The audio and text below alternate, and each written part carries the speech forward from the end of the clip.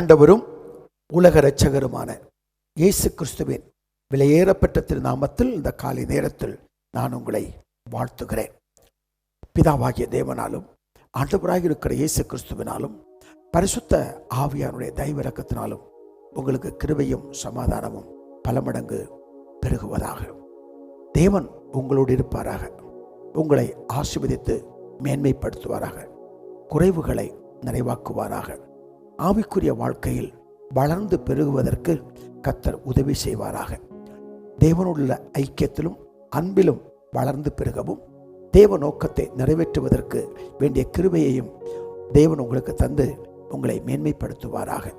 உங்களை தேவன் பயன்படுத்தி அநேகருக்கு ஆசீர்வாதமாய் வைப்பாராக என்று சொல்லி இந்த காலை நேரத்தில் ஜெபிக்கிறேன், வாழ்த்துகிறேன். கர்த்தர் உங்களை ஆசீர்வதிக்கட்டும். இந்த காலை நேரத்தில் சங்கீதம் 37 சங்கீதத்தில் 6 வசனங்களை நாம் வாசித்து பாடி தேவனுடைய நாமத்தை மகிமைப்படுத்த போகிறோம். சங்கீதம் 37 1 நாம் வாசிக்கலாம். பொல்லாதவர்களை குறித்து எரிச்சல் அடையாதே, நியாயக்கேடு செய்கிறவர்கள் மேல் பொறாமை கொள்ளாதே. 2வது வசனம், அவர்கள் புல்லை போல் சீக்கிரமாய் அறுப்புண்டு பசும் பூண்டை போல் வாடி போவார்கள். கர்த்தரை நம்பி நன்மை செய், தேசத்தில் குடியிருந்து சத்தியத்தை மேய்ந்து கொள். 4வது வசனம், கர்த்தரிடத்தில் மனமகிழ்ச்சியாயிரு, அவருடைய இருதயத்தின் வேண்டுதல்களை உனக்கு அருள் செய்வார். உன் வழியை கர்த்தருக்கு ஒப்புவித்து அவர் மேல் நம்பிக்கையாயிரு, அவரே காரியத்தை வாய்க்க பண்ணுவார். 6வது வசனம், உன் நீதியை வெளிச்சத்தை போலவும் உன் நியாயத்தை பட்டப்பகலை போலவும் விளங்க பண்ணுவார். 5வது வசனம், உன் வழியை கர்த்தருக்கு ஒப்புவித்து அவர் மேல் நம்பிக்கையாயிரு, அவரே காரியத்தை வாய்க்க பண்ணுவார். பல பிரச்சனைகள், பல போராட்டங்கள், பலவிதமான நெருக்கடிகள், பலவிதமான சோதனைகள் வழியாய் கடந்து வருகிற போது உள்ளம் உடைக்கப்பட்டவளாய் காணப்பட்டாலும் நம்முடைய வழியை தேவனுக்கு ஒப்புவித்து அவரை நம்பி வாழுகிற போது காரியத்தை வாய்க்க பண்ணுவார். சூழ்நிலைகள் சில நேரத்தில் நமக்கு பாதகமாக இருக்கலாம். ஆனாலும் தேவன் விரும்புவதை நாம் செய்யும் போது, நம்முடைய வழியை கர்த்தருக்கு ஒப்பு கொடுக்கும் போது பாதகமான சூழ்நிலைகள் எல்லாம் சாதகமான சூழ்நிலையாய் மாறி அடைக்கப்பட்ட வாசல்கள் திறந்து புது வழிகள் உண்டாகி அற்புதமான விதத்தில் தேவன் நம்மை நடத்துவதை நீங்கள் காண்பீர்கள். தேவன் அதற்கு வேண்டிய கிருபைகளை உங்களுக்கு தந்து உங்களை ஆசீர்வதிப்பார். இப்போது ஒரு பாடலை பாடுவோம். தேவா, நான் எதினால் விசேஷித்தவன். இன்றைக்கு கேட்க போகிற செய்தியின் தலைப்பு, நாம் விசேஷித்தவர்கள் என்ற தலைப்பில் தான் தேவனுடைய வார்த்தைகளை கேட்க போகிறபடியினாலே இந்த ஆரம்பத்தில் இந்த பாடலை பாடி தேவனுடைய நாமத்தை நாம் மகிமைப்படுத்தலாம். தேவன் நம் மத்தியில் இருக்கிறார். உற்சாகமாய் பாடுவோம்.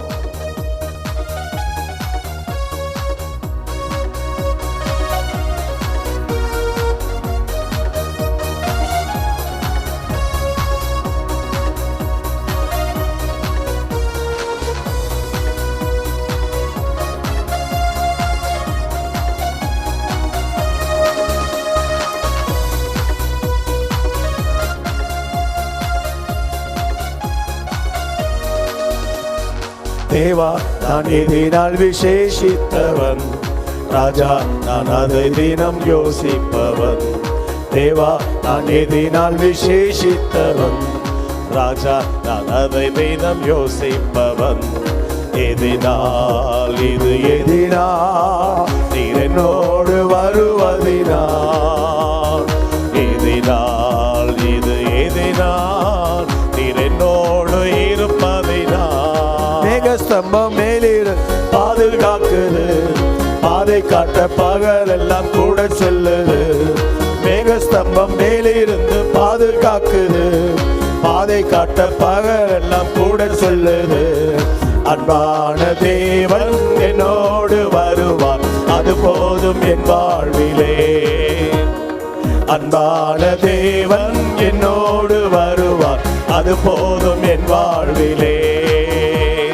தேவா, நான் எதினால் விசேஷித்தவன், ராஜா நான் அதை தினம் யோசிப்பவன். தேவா, நான் எதினால்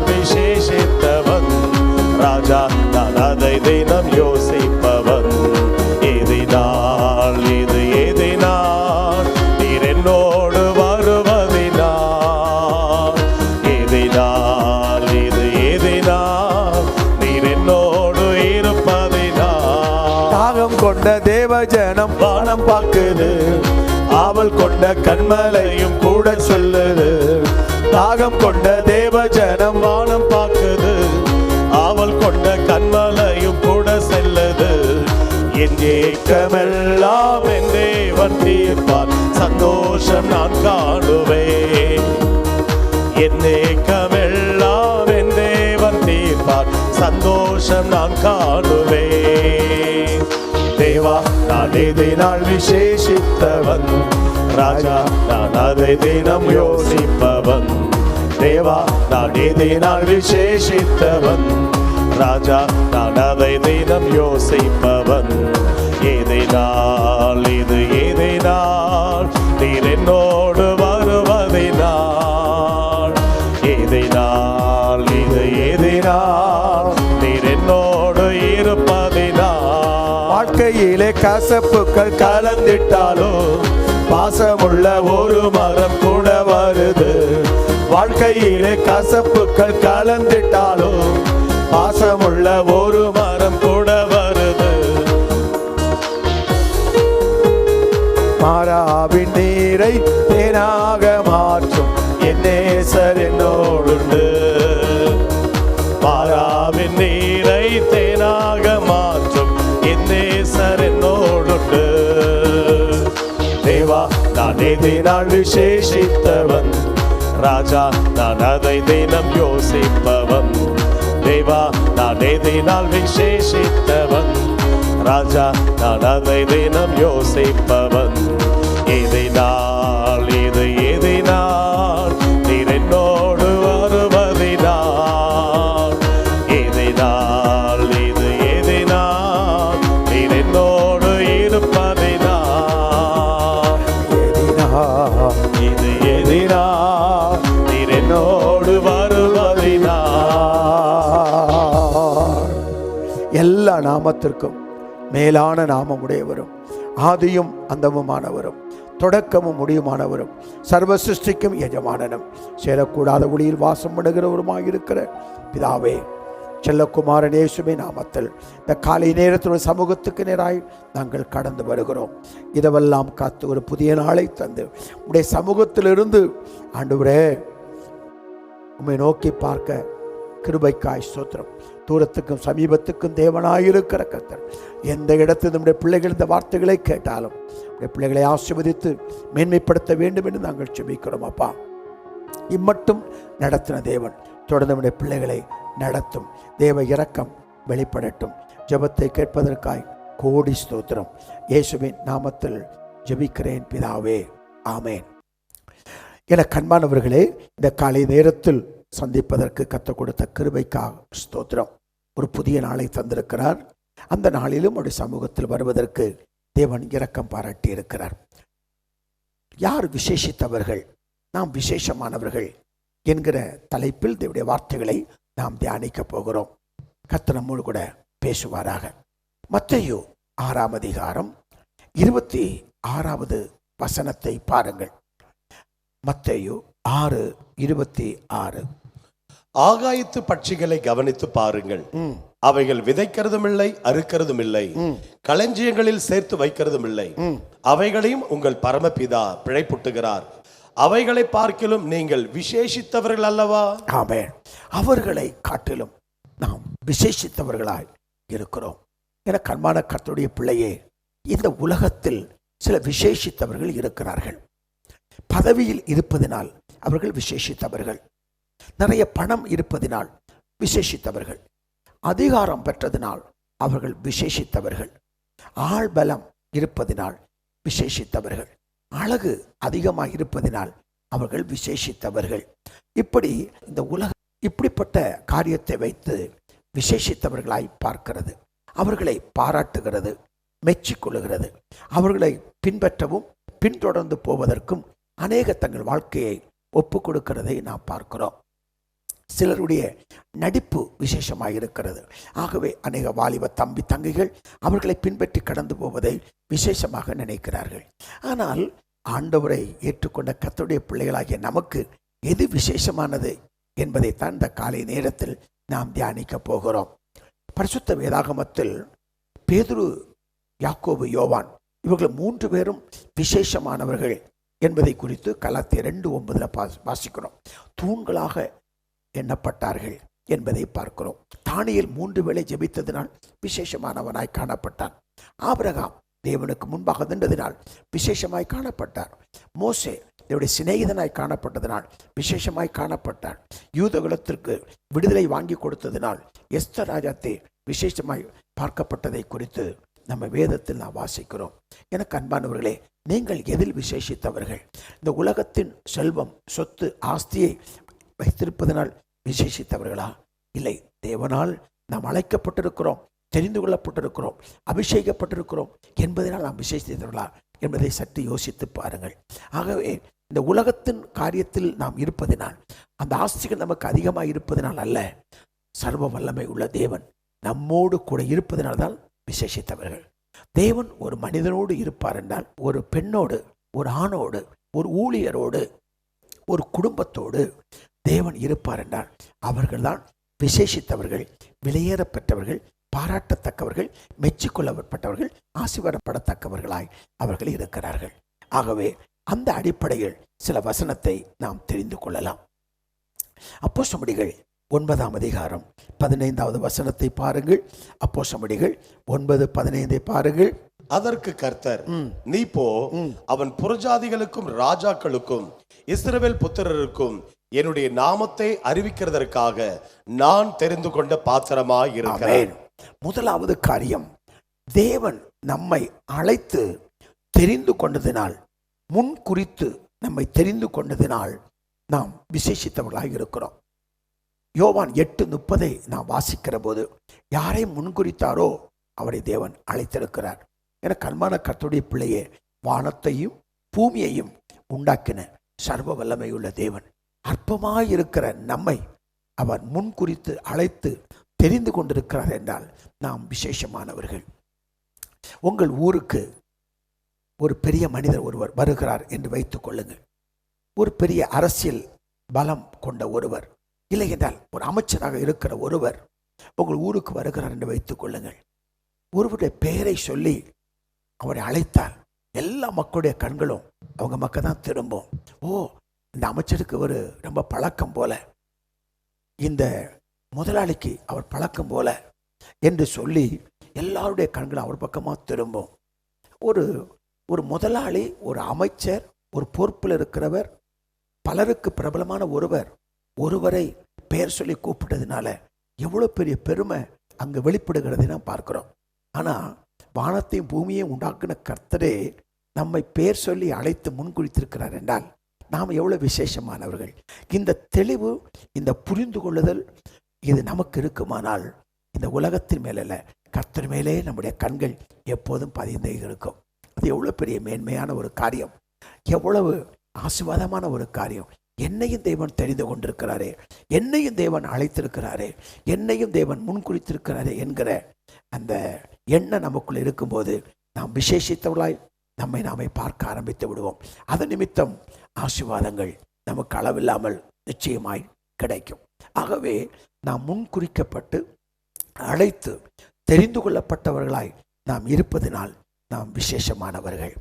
அடிக்கடி சில நேரங்களில் நான் தேவ சமூகத்தை ஜெபிப்பேன்.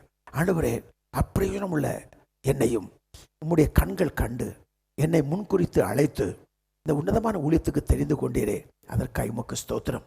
பாரம்பரியத்திலும் பலவிதமான பாவத்திற்கும் சடங்காச்சாரத்திற்கும் தேவனை துக்கப்படுத்துகிற கொடிய செயல்களிலும் ஈடுபட்டு கொண்ட இந்த குடும்பத்திலிருந்து என்னை பிரித்தெடுத்து உடைய ஊழியக்காரனாய் மாற்றினீரே. எவ்வளோ பெரிய கிருபை, எவ்வளோ பெரிய அழைப்பு, உன்னதரின் அழைப்பு, உயர்ந்த அழைப்பு, சிறந்த அழைப்பு, மேன்மையான அழைப்பு, ஆசீர்வதிக்கப்பட்ட அழைப்பு, அற்புதமான அழைப்பு. அந்த அழைப்பை நாம் பெற்றிருக்கிறோம் அல்லவா? அதனால்தான் நாம் விசேஷவர்களாக இருக்கிறோம். இதை பார்த்து கொண்டிருக்கிற அருமையான கர்த்தருடைய பிள்ளையே, அந்தகார இருளிலிருந்து ஆச்சரியமான ஒளிக்கு நாம் அழைக்கப்பட்டிருப்பபடியினால், ஆமென், கட்டப்பட்ட நம்மளை விடுதலை செய்து நாம் அழைக்கப்பட்டிருக்கிறபடியினால் நாம் விசேஷவர்களாய் இருக்கிறோம். அந்த கிருபைகளை தேவன் நமக்கு தந்து நம்மை ஆசீர்வதிப்பாராக. இரண்டாவது, எபிரேயர் 2ஆம் அதிகாரம் 4வது வசனத்தை பாருங்கள். எபிரேயர் 2ஆம் அதிகாரம் 4வது வசனத்தை பாருங்கள். அடையாளங்களினாலும் அற்புதங்களினாலும் பலவிதமான பலத்த செய்கைகளினாலும் தம்முடைய சித்தத்தின்படி பகிர்ந்த பரிசுத்த ஆவின் வரங்களினாலும் தேவன் தாமே சாட்சி கொடுத்ததுமாய் இருக்கிற எவ்வளவு பெரிதான ரட்சிப்பை குறித்து நாம் கவலையற்றிருப்போமானால் தண்டனைக்கு எப்படி தப்பித்துக் கொள்ளுவோம்? ஆமென். இரண்டாவது, நாம் ஏன் விசேஷித்தவர்கள் தெரியுமா?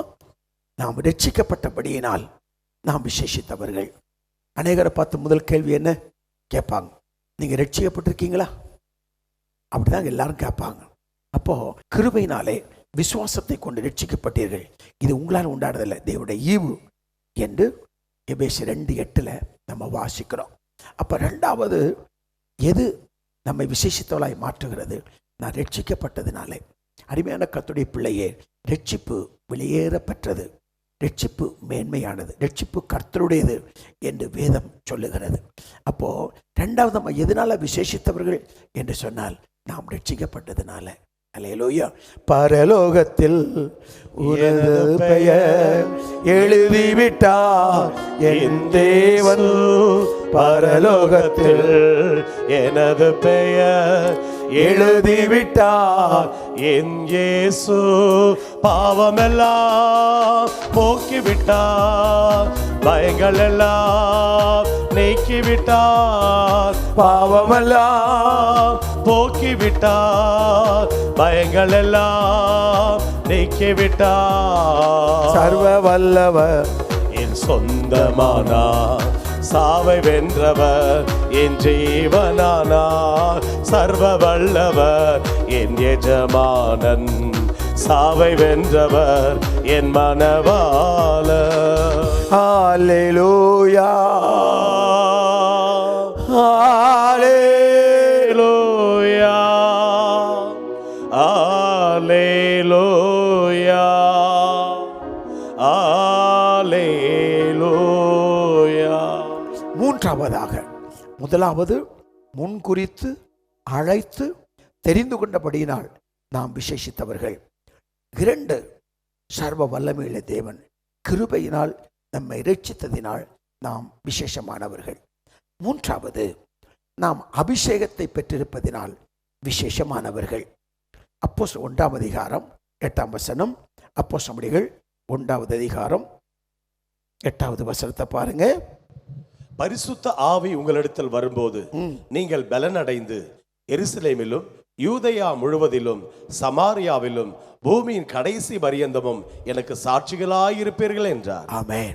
அடுத்தது, அபிஷேகத்தை நாம் பெற்றபடியினாலே நாம் விசேஷித்தவர்களாய் இருக்கிறோம். அபிஷேகம் சகலவற்றை குறித்தும் நமக்கு போதிக்கும் என்று 1 யோவான் 2:27 நாம் வாசிக்கிறோம். பரிசுத்த ஆவியின் அபிஷேகம் நம்மை மேன்மைப்படுத்துகிறது. அபிஷேகம் சகல சத்தியத்துக்குள் நம்மை நடத்துகிறது. அந்த அபிஷேகத்தை வைத்து நாம் அநேகருக்கு ஆசீர்வாதமாய் நாம் இருக்கிறோம்.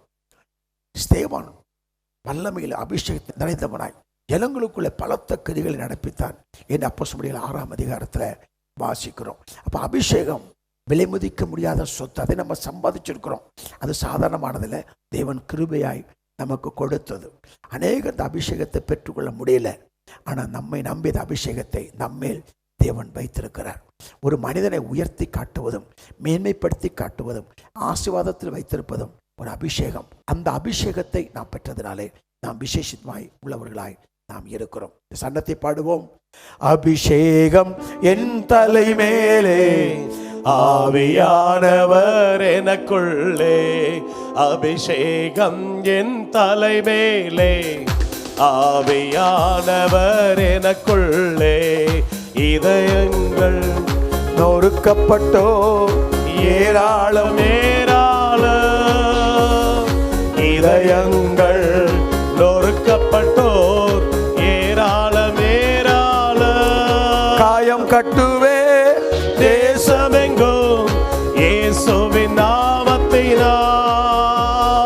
காயம் கட்டுவே தேசமெங்கும் இயேசுவின் நாமத்தினால்.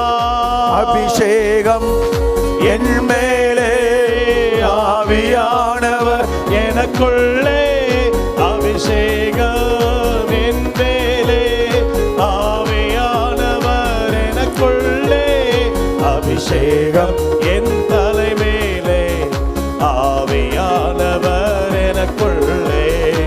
அபிஷேகம் என் தலைமேலே, ஆவியானவர் எனக்குள்ளே.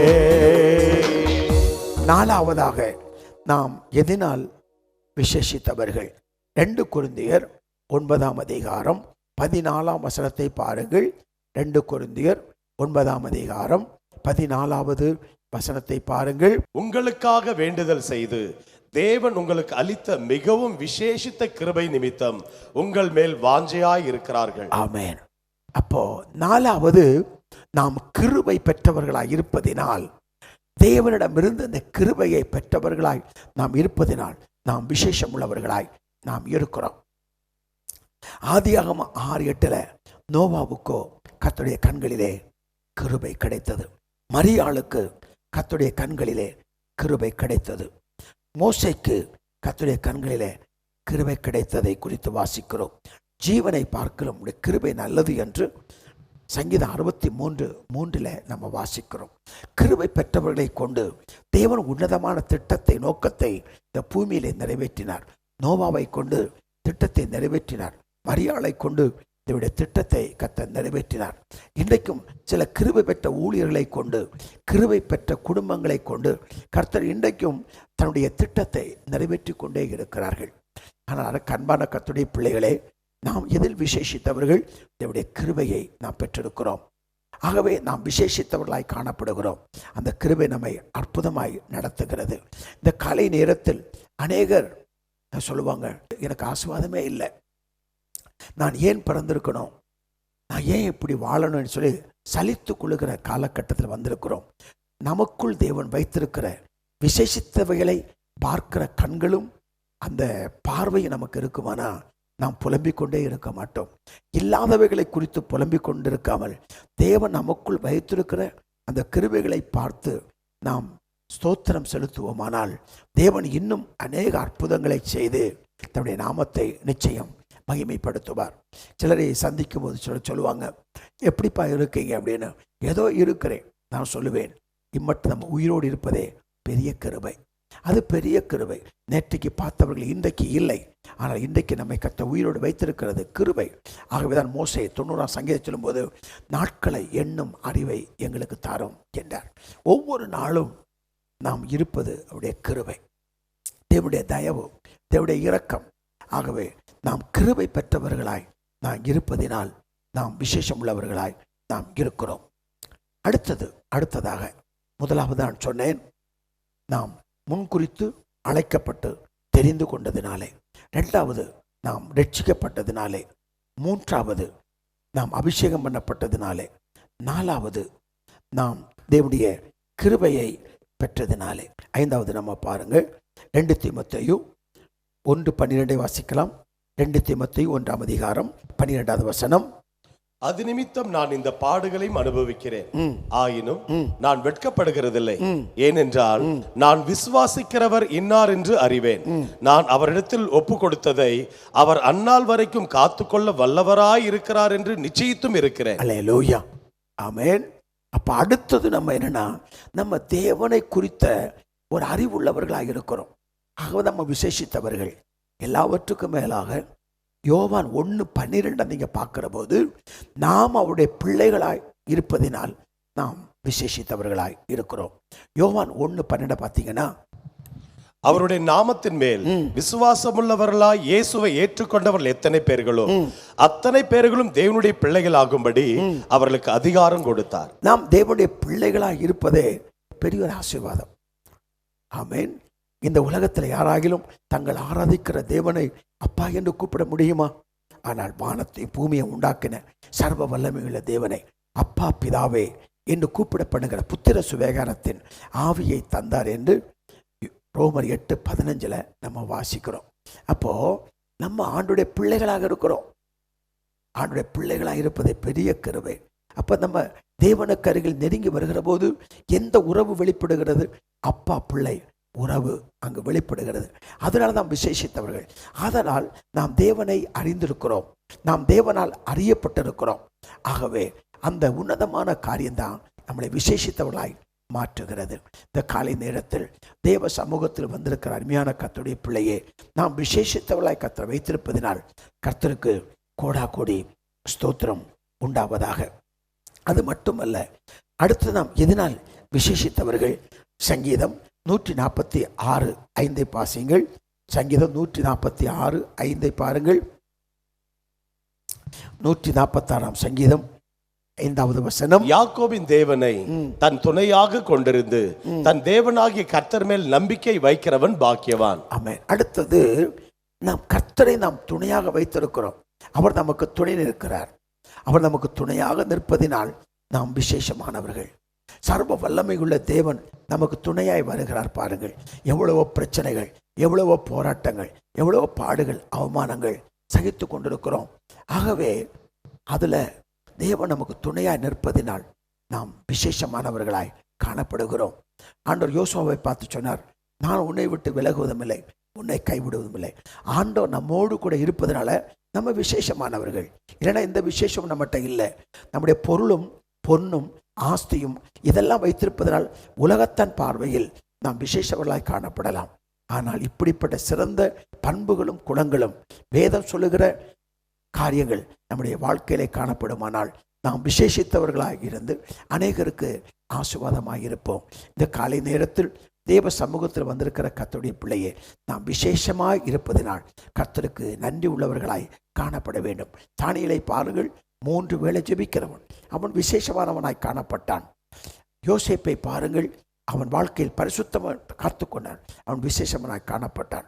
ஆபிரகாம் நம்முடைய சிநேகிதன் விசேஷமுள்ளவனாய் காணப்பட்டான். அவன் நம்முடைய வாழ்க்கையிலும் தேவன் மெச்சி கொள்ளுகிற, தேவன் பாராட்டுகிற, தேவன் அங்கீகரிக்கிற, தேவன் ஆசீர்வதிக்கிற நல்ல குணமும் பண்புகளும் நம்மிடத்தில் இருக்குமானால் நாம் விசேஷித்தவர்களாய் காணப்படுகிறோம். நமக்கு ஜெபிக்க தெரிவது நல்லது, பாடத் தெரிவது நல்லது, ஆராதிக்க தெரிவது நல்லது, காணிக்கை கொடுப்பது நல்லது, ஊழியம் செய்வது நல்லது. ஆனால் இவை எல்லாவற்றை காட்டிலும் தேவன் எதிர்பார்க்கிற நல்ல குணங்களும் பண்புகளும் நம் இருதயத்தில் இருக்குமானால் அப்போதுதான் நாம் விசேஷித்தவர்களாய் நாம் மாறுகிறோம். இந்த உலகம் அப்படி பார்ப்பது இல்லை. திறமைகளையும் வெளியில் வெளிப்படும் காரியங்களை பார்த்து ஒரு மனிதனை பாராட்டுகிறது. தேவனோ உள்ளத்தில் மறைந்திருக்கிற குணங்களை அவர் பாராட்டுகிறார். ஆகவேதான் 1 பேதுரு 3ஆம் அதிகாரத்தில் மறைந்திருக்கிற குணமே உங்களுக்கு அலங்காரமாக இருக்க கடவுது என்று அங்கு பேதுரு எழுதுவதை பார்க்கிறோம். தேவன் பாராட்டுகிற நல்ல குணங்கள் உங்களிடத்தில் இருக்கிறதா? தேவன் உங்கள் இருதயத்துக்கு அருகில் நெருங்கி வந்து மேன்மை பாராட்டுவதற்கு நல்ல குணங்கள் பண்புகள் இருக்கிறதா? அப்படி இருக்குமானால் நாம் விசேஷமானவர்களாய் காணப்படுவோம். ஆகவே அழைக்கப்பட்டிருக்கிறோம், தெரிந்து கொள்ளப்பட்டிருக்கிறோம், முன்குறிக்கப்பட்டிருக்கிறோம், ரட்சிக்கப்பட்டிருக்கிறோம், அபிஷேகம் பண்ணப்பட்டிருக்கிறோம், கிருபையை பெற்றிருக்கிறோம், தேவனை அறிந்திருக்கிறோம், தேவனை துணையாக கொண்டிருக்கிறோம். ஆகவே இது ஒரு விசேஷித்த ஆசீர்வாதம். இந்த ஆசீர்வாதத்தை தொடர்ந்து தக்க வைத்துக் கொள்வதற்கு கர்த்தர் நமக்கு கிருபைகளை அளவில்லாமல் தரும்படி நாம் ஜெபிக்க போகிறோம். இன்றைக்கு அநேகர் தேவன் கொடுத்ததை குறித்து சந்தோஷப்படாமல் தேவன் கொடுக்காததை குறித்து வருத்தப்படுவதில் அர்த்தமே இல்லை. தேவன் கொடுக்காமல் இருப்பதற்கும் ஒரு நோக்கம் இருக்கிறது. தேவன் கொடுத்ததற்கும் ஒரு நோக்கம் இருக்கிறது. தேவன் கொடுக்காமல் தேவன் தடை செய்து வைத்திருப்பதற்கும் நோக்கம் இருக்கிறது. தேவன் நோக்கத்தோடு தான் அதை செய்கிறார். நாம் கேட்பதை தேவன் அதன் காலத்தில் நம்ம கேட்ட நேரத்தில் கொடுத்துப்பார் என்றால் நாம் தடுமாறி போயிருப்போம், திசை மாறி போயிருப்போம், விழுந்து போயிருப்போம், தேவனுக்கு அந்நியனாக மாறியிருப்போம். இதோ ஒரு காரணம். ஆண்டவருக்கு தெரியும் எந்த வேளையில் யாருக்கு எதை கொடுக்கணும், எதை கொடுத்தால் இவர்கள் சிறப்பாக இருப்பார் என்பதை அறிந்திருக்கிற தேவன் சில நேரத்தில் நாம் கேட்கிற நேரத்தில் கொடுக்காமல் நமக்குள் தெய்வீக பண்புகள் உருவாக்கப்படுகிற வரைக்கும் காத்திருந்து அந்த மெச்சூரிட்டி வரும்போது, தெய்வீக தன்மை வெளிப்படும் போது கர்த்தர் கொடுத்தமை ஆசீர்வதிக்கிறார். கொடுத்ததற்கும் ஒரு நோக்கம் இருக்கிறது, கொடுக்காமல் இருப்பதற்கும் ஒரு நோக்கம் இருக்கிறது. இதை பார்த்து கொண்டிருக்கிற அருமையான கர்த்தருடைய பிள்ளையே, முறுமுறுக்காமல் கொடுத்ததை குறித்து சந்தோஷப்பட்டு தேவனுக்கு நன்றி சொல்லுங்கள். கர்த்தர் பெரிய காரியங்களை செய்வார். நாம் இப்போ ஜெபிக்கலாமா? சின்ன பாடத்தை பாடி தேவனுடைய நாமத்தை மகிமைப்படுத்துவோம். ஹல்லேலூயா. எங்கள் அப்பா பிதாவே, அன்பான தேவா, அருமை இரட்சகரே, ஆவியானவரே, எங்கள் அப்பா பிதாவே, அன்பான தேவா, அருமை ரட்சகரே, ஆவியானவரே. எங்கோ நான் வாழ்ந்தேன், அறியாமல் அலைந்தேன், என் நேச தேடி வந்தேன். எங்கோ நான் வாழ்ந்தேன், அறியாமல் அலைந்தேன், என் நேச தேடி வந்தேன். நெஞ்சார அணைத்து முத்தங்கள் கொடுத்து நிழலாய் மாறிவிட்டேன். ஆயா, நெஞ்சார அணைத்து முத்தங்கள் கொடுத்து நிழலாய் மாறிவிட்டேன். ஐயா நன்றி, உமக்கு நன்றி, ராஜா நன்றி, உமக்கு நன்றி. எங்கள் அப்பா பிதாவே, அன்பான தேவா, அருமை ரட்சகரே, ஆவியானவரே.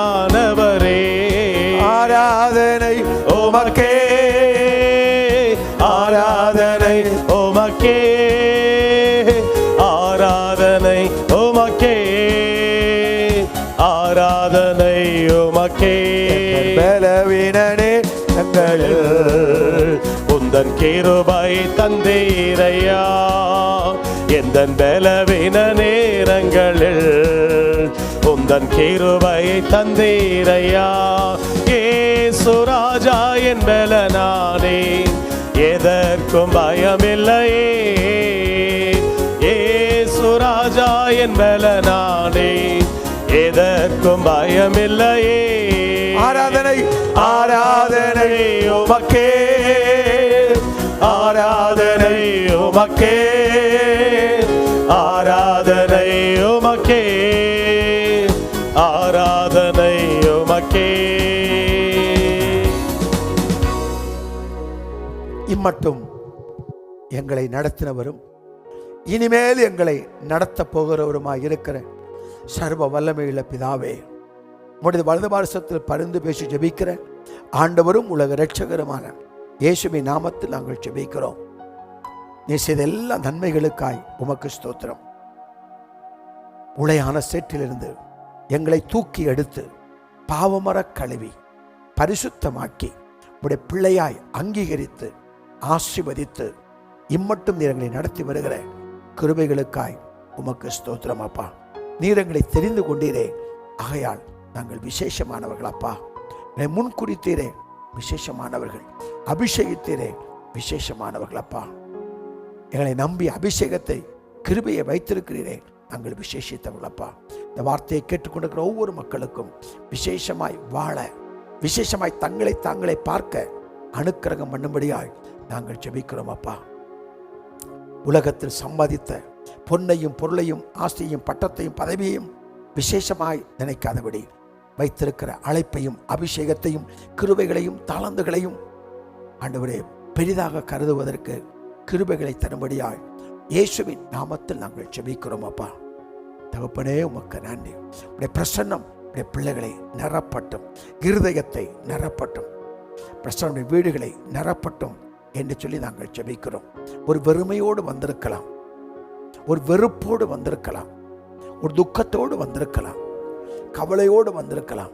ஆனாலும் தேவனே உம்மை பற்றி கொண்டு, உம்மை பிடித்து கொண்டு, உம்மை பின்தொடர கிருபைகளை தரும்படியாய் ஜெபிக்கிறோம். கடந்த கால தோல்விகளை அடிக்கடி பிள்ளைகளுக்கு ஞாபகப்படுத்தி பலவீனப்படுத்துகிற சத்துருவின் தந்திரங்கள் ஒன்றுமில்லாமல் போகட்டும். தேவன் என்னோடு கூட இருக்கிறார், உடைய பிரசன்னம் என்னோடு கூட இருக்கிறது என்கிற அந்த நல்ல எண்ணத்தோடு தேவனோடு நடக்க கிருபைகளை தாரும். ஜெபங்களை கேட்பதற்காய் உமக்கு ஸ்தோத்திரம்.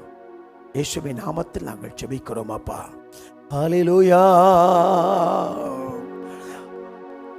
எல் ஷடாய், எல் ஷடாய், சர்வவல்ல தேவனே. எல் ஷடாய், எல் ஷடாய், சர்வவல்ல தேவனே. உயர்த்துகிறோ, வாழ்த்துகிறோ, வணங்குகிறோ. எல் ரோயி, எல் ரோயி, என்னை கண்ட தெய்வமே உயர்த்துவீரோ வாழ்த்துவீரோ வணங்குகிறோ ஆராதனை ஆராதனை ஆராதனை ஆராதனை அல்லேலூயா அல்லேலூயா ஆராதனை உமக்கே ஓஹோ அல்லேலூயா அல்லேலூயா ஆராதனை உமக்கே. தொடர்ந்து உடைய பிள்ளைகளை நடத்தும். ஆவிக்குரிய வாழ்க்கையில் வளரட்டும், தேவ உறவில் வளரட்டும், தேவ ஐக்கியத்தில் முன்னேறி செல்லட்டும், தேவ நோக்கத்தை நிறைவேற்ற கிருபைகளை தாரும். தேவ ராஜ்யத்தின் விரிவாக்க பணிக்கு உடைய பிள்ளைகளை பயன்படுத்தும். ஒவ்வொருவரையும் ஆசிர்வதியும். படிக்கிற பிள்ளைகளுக்கு ஞானத்தை தாரும். தொழில் செய்கிறவர்களை மேன்மைப்படுத்தி உயர்த்தும். அப்பா, ஜெப நேரங்கள் குறையாமல் இருக்க உதவி செய்யும். உபவாசங்கள் புறக்கணிக்கப்படாமல் இருக்க உதவி செய்யும். இரவு ஜெபங்களை தள்ளிவிடாமல் காத்துக்கொள்ள உதவி செய்யும். குடும்ப ஜெபங்களில் வளர உதவி செய்யும். ஒவ்வொருவரையும் ஆசீர்வதியும். வாலிப பிள்ளைகள் தேவ நோக்கத்தை விட்டு விலகி விடாதபடிக்கு கர்த்தர் கிருபையாய் காத்துக்கொள்ளும்படி நாங்கள் ஜெபிக்கிறேன். ஜெபங்களை கேட்பதற்காய் ஸ்தோத்திரம். இப்பொழுதும் ஜெப குறிப்பை பதிவிட்டு ஆண்டவரை ஜெபித்துக் கொண்டிருக்கிற மக்களுக்காக ஜெபிக்கிறோம். அவருடைய எண்ணங்கள் இயக்கங்களை நிறைவேற்றி தாரும். தேவநாமத்தை மகிமைப்படுத்தும். ஜெபங்கள் கேட்கப்படுவதற்காய் கோடி ஸ்தோத்திரம். இயேசுவின் நாமத்தில் ஜெபிக்கிறேன் பிதாவே, ஆமென். சேர்ந்து சொல்லுவோம். என் ஆத்துமாவே கர்த்தரை ஸ்தோத்திரி, என் முழுவலுமே பரிசுத்த நாமத்தை ஸ்தோத்திரி. என் ஆத்துமாவே கர்த்தரை ஸ்தோத்திரி. கர்த்தர் செய்த சகல உபகாரங்களையும் ஒரு நாளும் ஒருபோதும் மறவாதே. கர்த்தர் தாமே உங்களை ஆசீர்வதித்து மேன்மைப்படுத்தி உயர்த்துவாராக. கர்த்தருடைய கரம் உங்களோடு இருப்பதாக.